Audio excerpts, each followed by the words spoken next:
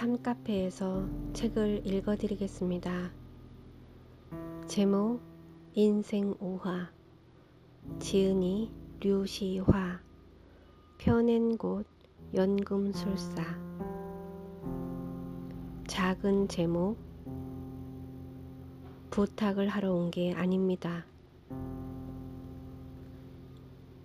해움에는 다양한 직업이 있지만 은행가는 없었고 당연히 은행도 없었다. 은행 업무가 필요한 사람은 자모시치나 심지어 루블린까지 가야만 했다. 하지만 자모시치가 더 가까웠기 때문에 돈 많은 부자가 아니면 자모시치의 은행을 방문하는 것이 더 편리했다. 이 은행은 해움이 고향인 존델이라는 사람의 소유로 그가 은행장이기도 했다.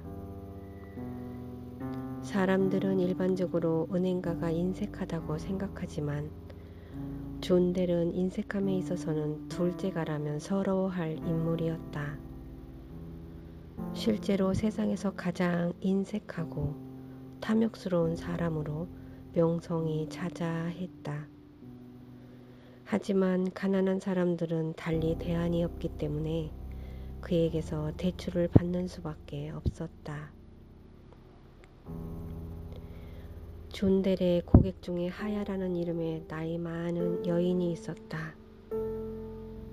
은퇴한 재봉사인데 꼼꼼한 일솜씨로 해움에서 존경을 한몸에 받았다. 그녀가 해진 옷에 1000조각을 덧대어 얼마나 아름다운 옷을 만들었는지를 사람들은 잊지 않았다. 그래서 그녀의 노후 생활에 관심을 갖고 도움이 필요하면 언제든 도울 준비가 되어 있었다. 하야가 은행 대출 이자를 갚을 수 없게 되어 야비한 은행가 존델이 그녀의 손바닥만한 집을 압류한다는 소식이 전해졌을 때 해움의 모든 사람이 들고 일어난 것도 그 때문이었다. 의회는 하야를 돕는 성금을 걷자는 결의안을 신속히 통과시켰다. 그러나 바로 그 순간 회의실에 들어온 라삐가 반대하고 나섰다. 우리가 한번 그렇게 하면 자모시치의 은행가는 해움의 가난한 고객들을 위협하기만 하면 우리가 돈을 모아 대신 갚을 것이라고 생각할 겁니다. 하늘 아래서 가장 불공정하게 계산된 이자를 말입니다. 그자가 그렇게 생각하게 해선 안 됩니다. 우선 내가 가서 그와 만나보겠습니다. 만약 그래도 안 되면 우리가 하야를 위해 돈을 거둡시다. 의회 대표 베렉이 말했다. 라삐님이 아니라 하늘에 계신 이가 말해도 그 은행가는 듣지 않을 겁니다. 그자가 베푸는 성품이 절대 아니라는 건 우리 모두가 알고 있습니다. 왜 라삐님의 귀한 시간과 기운을 낭비하십니까? 일단 그를 만나 얘기해 보겠습니다. 그런 다음 결과를 지켜봅시다. 그렇게 말하고 나서 라삐는 자모시치로 떠났다.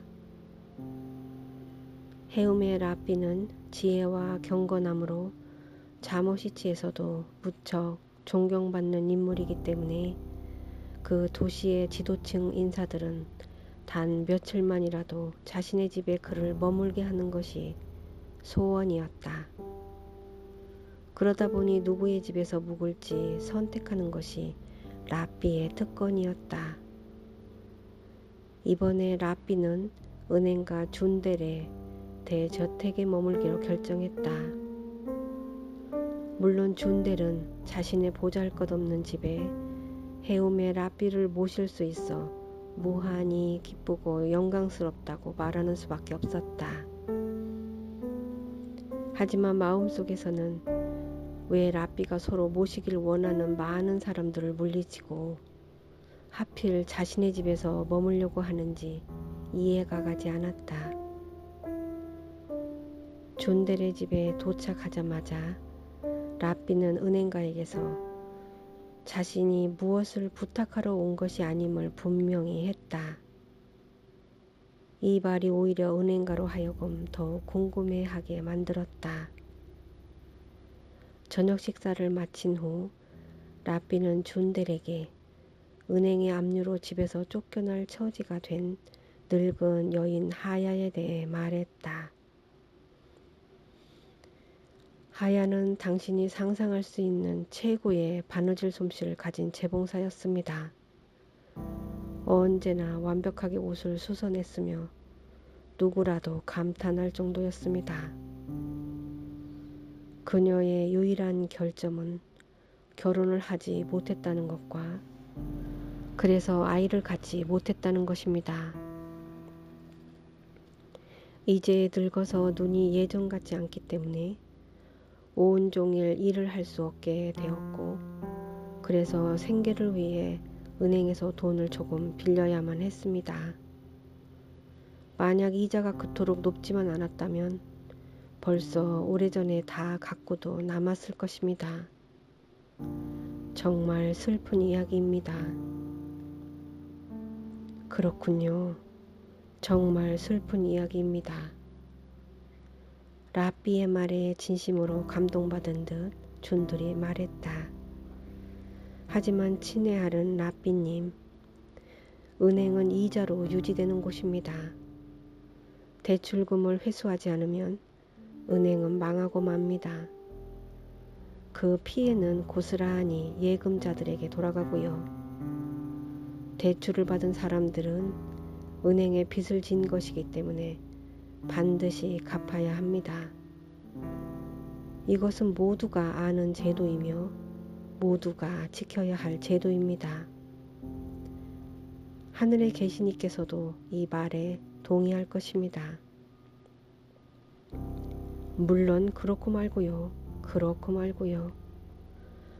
라삐가 중얼거리듯 말했다. 그리고 두 사람은 밤 인사를 나눈 후 잠자리에 들었다. 하야에 대한 이야기는 라삐가 사흘 동안 그 집에 머무는 내내 대화 때마다 등장했다.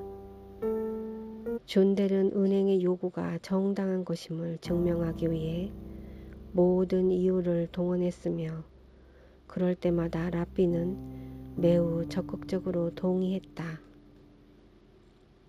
마침내 셋째 날 점심 식사 자리에서 존델이 더 이상 견디지 못하고 소리치듯 말했다. 좋습니다. 좋아요. 저의 양심을 걸고 그 가난한 여인의 집을 압류하지 않겠습니다. 라삐님께서 더 이상 다른 부탁을 하지 않겠다고 약속하신다면 그녀가 은행에 진 모든 빚을 제가 대신 갚겠습니다. 오 친애하는 존델씨, 당신의 따뜻한 가슴에서 우러난 아름다운 행동에 깊이 감동받았습니다. 하지만 당신이 나에게 말하는 조건에 대해서는 분명하게 밝히고 싶습니다. 나는 처음부터 당신에게 어떤 부탁을 하기 위해 온 것이 전혀 아닙니다. 도무지 갈피를 잡지 못하는 존델을 뒤로하고 라삐는 자모시치를 떠났다. 그리고 해움으로 돌아와 사람들에게 하야가 그녀의 오두막을 잃는 일은 없을 것이라고 알렸다.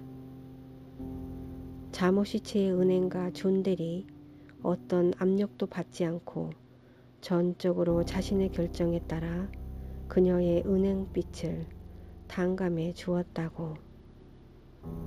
어떻게 그런 일이 가능하게 되었는지 아무도 이해하지 못했지만 감히 물어볼 수도 없었다. 그래서 끝내 아무도 알지 못했다. 이 이야기는 여기까지입니다.